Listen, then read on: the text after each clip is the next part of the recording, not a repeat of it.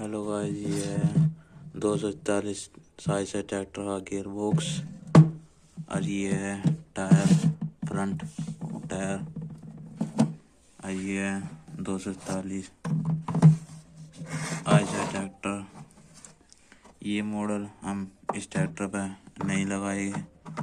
241 का अगर से मॉडल बना के इस पे लगाएंगे, ये मॉडल नहीं लगाएंगे इसका बाद। ये है फ्रंट टायर का एक्सल।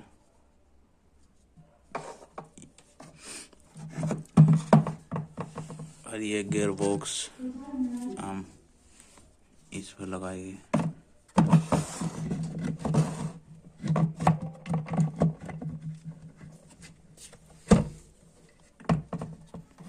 ऐसे